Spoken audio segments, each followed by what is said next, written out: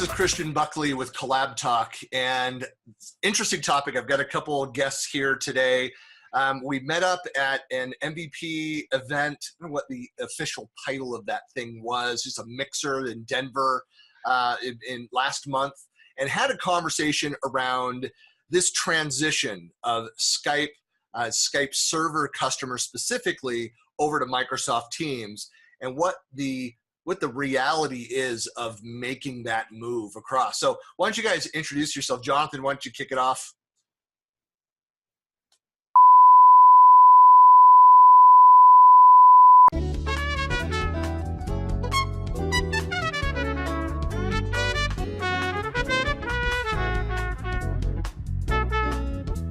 Or Adam, you want to introduce yourself? I'll kick it off.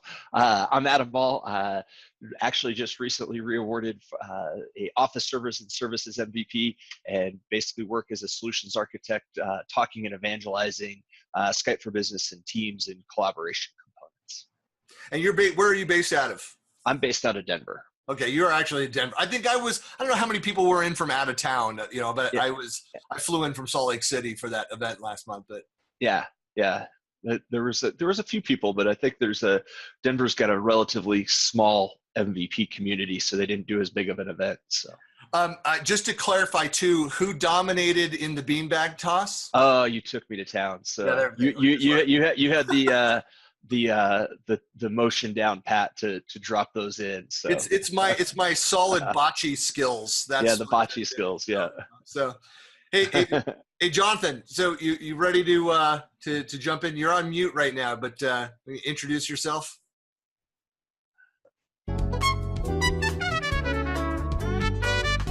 We're back. All right. So, Jonathan, why don't you introduce yourself?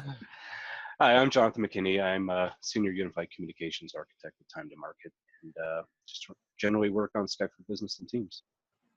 And also based out of the Denver area? Denver Metro. I'm down in Elizabeth, but it's pretty much a suburb these days. Excellent. Well, so we're going to kind of kick things off and talking about maybe we kind of lay the groundwork for, the announcements around this that Microsoft made the announcement, slipped out there to the general populace that Microsoft was making a change and was going to be moving some of the Skype for Business capabilities over to Teams before they were ready to announce it. And I just kind of forced their hand with a technical error. But what's been the response from Skype for Business customers? Adam, do you want to talk? Or sure, I'll go first here. I think for most of the folks that I've talked to, the first thing that they kind of came back with was, what does this mean for me? They really didn't understand at that point. I think back when that announcement was made, even back at Ignite in September, what we saw was a lot of customers hadn't even really been playing with Teams yet. They kind of knew about it, or they might not have known about it. And so for them, it was a little bit of a shock and a little bit of a culture shift. But it's been interesting to see the adoption really pick up over the last few months as that went forward. At least that was my experience. Only a few folks who were really paying attention and were really in tune had a knowledge of what that impact really might be and what that meant to them. So. Yeah, I generally agree with Adam. The customers there, they kind of knew what was there, but they hadn't kicked the tires yet. They were. I think a lot of the news kind of made it out before Ignite. I think there's some press. Right. The unintentional news. Yeah. And it changed over time as far as what Microsoft was planning to do. But I think in the end, the real message to customers was, you need to give it a try and see what fits in your environment. And if it works for you, then Microsoft obviously wants you to move to it. But I think a number of customers, at least the ones that I have, it may fit into some scenarios they have, but Skype for Business is still a really important part of their solution. And I think that's an important distinction to make too, is that one, Skype for Business, the Skype product not going away, the brand not going away. We're not talking about the Skype consumer product, that piece. But even so, there's the new server product that's coming out, the 2019 product. And there's interesting. There was a little thread going on yesterday, and I tweeted. I can't remember if it was Facebook or Twitter, and kind of commented. There was I think I was actually responding. You know what it was, to Alistair Pugin, who's an MVP down in Johannesburg, or he's in Cape Town. But it was a comment around how the danger is that traditionally the telephony side, the unified communication side of the house, vendors, experts in the space, that will be, the fear is overselling what is, that aspect of Teams before it's ready, because there is clearly not parity there. It's not, right. It's not there yet. So maybe we could talk about that for a minute. And then, and that will damage expectations in customers if they oversell what's there. And Microsoft, their guidance that I'm aware of, and maybe you guys have more detail around it, but is they've been saying, look, if you are a Skype for Business or Skype server customer, continue down that path, look at the 2019 product, and it'll be there and extend out and support it for however long that's out there. In parallel, start taking a look and start piloting what Teams is. Be aware of that. And as that parity comes up in those capabilities, make a decision when it makes sense to move the business over. I think one of the big things is that voice plays, I guess it's viewed differently between the two products. So Skype for Business, voice was a core part of the product. And Microsoft really pushed it as a PBX replacement. It took them a while to get there, right? But that was a core tenet to the product. And then they had all the collaboration features that were kind of built around all that. Teams is a bit different. So you're taking the team chat and the collaboration aspects, and voice is more or less an add-on to that. And I don't think Microsoft is necessarily saying this is a PBX replacement. Now, they're going to try to give a lot of those features there, but the way that they're viewing communications is very different between the two products. Yeah, I agree with that. I think Microsoft has fundamentally shifted where their view is at communications, and we saw them actually kind of draw that line in that sand of going away from the idea of unified communications to intelligent communications back at Ignite. And I think that really kind of underscores where Teams is headed, and where their kind of mindset is. Like Jonathan said, even going back to the OCS days, it was always kind of pushing back into how do we make the PBX the center of that communications experience. And I feel like that today with Teams and where Microsoft is headed is less around the PBX at the center and really just communications being at the center, and how you choose to communicate. The PBX and that PSTN connection is just one spoke of communications now, and is less of the focus, and really just more about how do we intelligently get to one another, whether it's chat, whether it's video, whether it's voice over IP, whether it is PSTN trying to dial out to mobile, and that PSTN or that PBX centric model is going less away, and it's a more generic term at the core. Yeah, I mean, I could see that maybe a rebranding around that, but like Skype PBX being a standalone and move away from that, and then have integrations in when you have, if Teams becomes the chat, the video, kind of all of the other pieces of that, but that broader intelligent communication. Because you're right. I mean, that's it. What's different about that is that it's there's such a powerful machine learning, AI story, the link with knowledge and information management systems and all of the other pieces that Teams is really about. It's important that Teams has that audio, component, that, the video and audio components, and as part of that broader story. But it's a very different thing. When I'm going in and I want to have an integrated PBX system and be able to have that integration through Dynamics and Office 365 and auto dial over to my phone and out to all of those, and all those kinds of capabilities, maybe they just need to separate. And I don't know if that's the plan or not, but to keep that Skype server or a rebranded product, that PBX, that pure telephony side of it as a standalone product, and continue forward and kind of make it clear of the separation.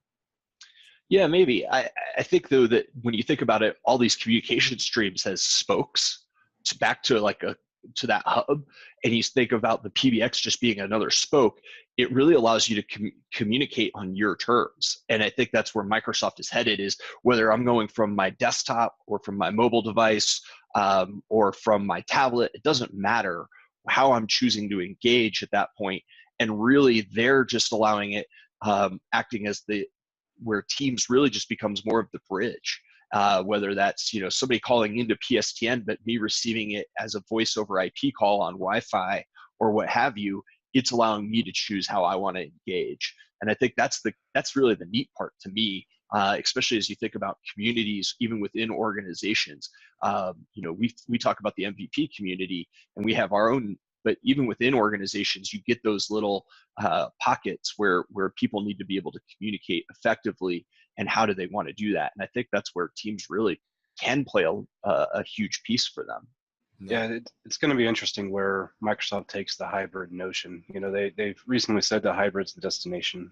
At least Satya did in a general statement. And I think when you talk about hybrid with Teams in the cloud and Skype for Business being on-prem, there's some unique things that you can do there once you have both of those able to talk to each other. There's some challenges too, but when you can introduce some features from the cloud, like right now we have auto tenants and call queues that we can leverage from the cloud for an on-premise Skype for Business. Take that a step further.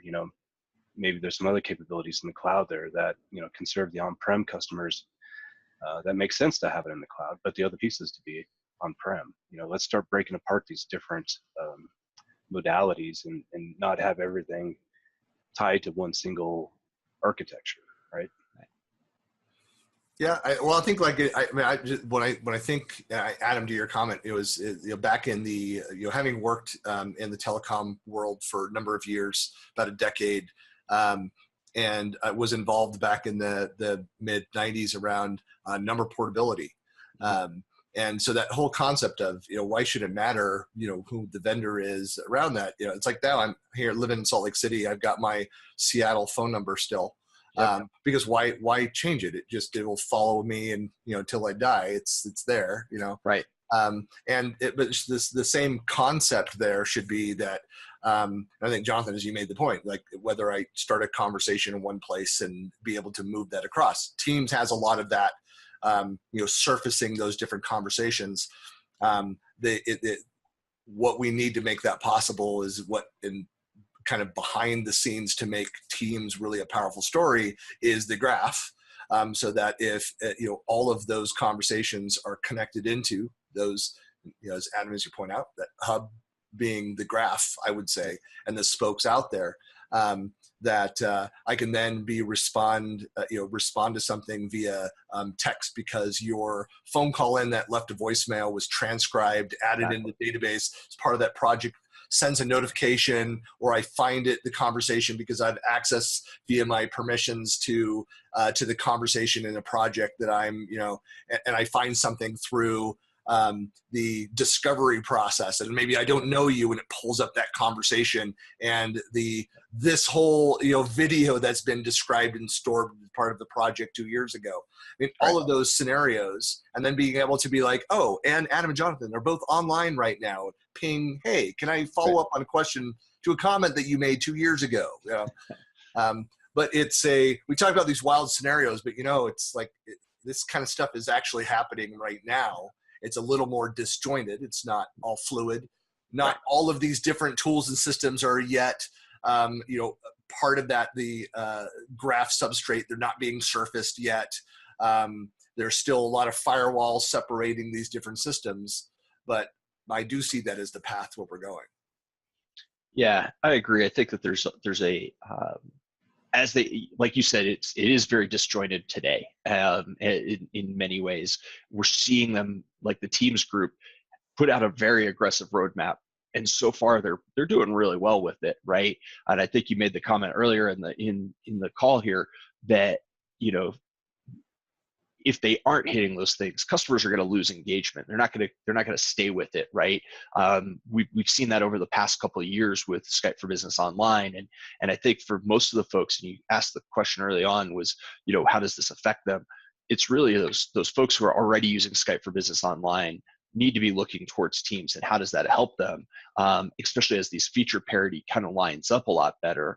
I think that for the folks who are hybrid or on-prem, they're going to stay in that direction for the time period going forward. But as these features come in and everything, and that disjointedness kind of goes away, and you start to see that become that fluid layer on top where everything can interface through, whether it's through graph or however, there's just we're still in that infancy of the product ultimately. I mean, it came out just over a year ago. It hasn't even been GA for a year. It'll be a year here in March for GA. To think of where it's come from basically being just a PChat type application to a much more robust application where we can start tying all these things in.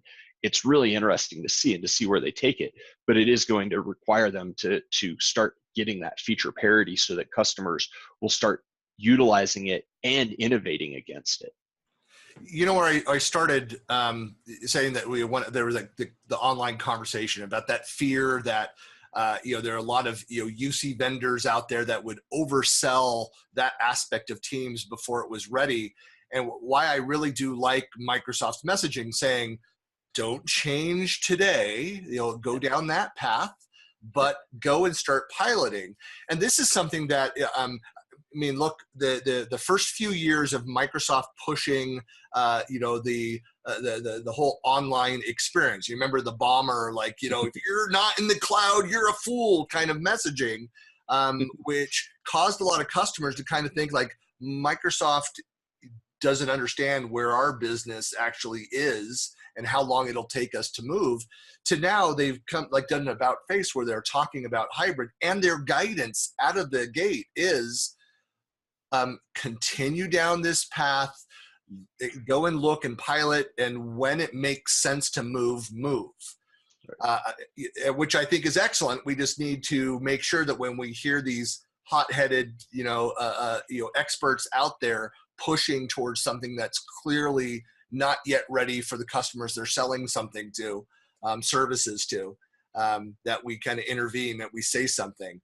But so why don't we kind of wrap up down that path? But for existing customers, what is your recommendation to move forward with this news and where Teams is today and Skype server? Jonathan, you want to take a stab Sure. at it? Sure. As I said before, I think everybody should be looking at it. I think it's going to serve different purposes for different customers. The ones that I work on right now, they're really entrenched with Skype for Business. They got lots of voice infrastructure. It's really not going to make sense for them to fully move to Teams, at least in what we know right now. And so, but that doesn't mean that there's not a purpose there. And in fact, these organizations, there's organic growth of Teams even before the IT guys, start saying, hey, maybe we should take a look at it.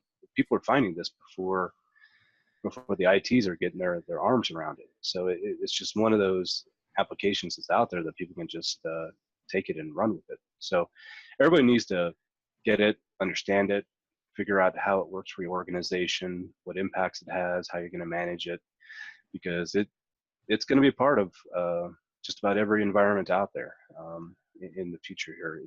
The question is to what degree? Yeah, I would agree. And I see a lot of folks who are online today and asking those questions. And I think they're still 6 months out before even the online folks say, or that are predominantly online start to say, yeah, well, let's look at Teams as our default or our main piece. So I think as those feature parity comes in, you will see folks move there. And I think they're, like I said, we're starting to see a lot of interest there, but I think we're still, ultimately, you're going to end up in some sort of hybrid model. Well, and I agree with that. I think it's I can't emphasize enough, like move at your own speed, look and understand what your use cases are, what your unique business needs are.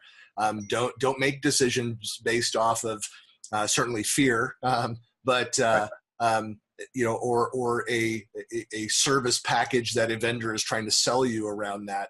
If it's not making sense to you, make sure your questions are answered around that. But I think it's an exciting space to be in. There's a lot of change. There's a lot of innovation. It's happening so quick. One of the comments that I also made yesterday was that I think, I believed, and it's not like some inside information, something that I'm specifically looking at, but that the rate of innovation of getting to the parity will happen a lot quicker than people think. Things are moving much more quickly inside Microsoft than they did a decade ago. And I think people will be surprised by that. So I'm excited to make sure that people are paying attention to the announcements. Certainly follow like the Office blog set, and if you are experimenting with Teams, and if you are a Skype for Business server user today and see gaps in that parity, I'd also recommend that you go over to User Voice and provide feedback. If there's something that's missing, that's not working for you, provide that feedback. That Microsoft is listening. So, gentlemen, thanks a lot for your time today. And how can people get in touch with you, follow you, those kinds of things? Easiest way to find me is at UCommsGeek out on Twitter. Yeah, and I'm at Adam C. Ball on Twitter as well. So excellent. Well, thanks a lot, gentlemen, and we'll talk to you soon.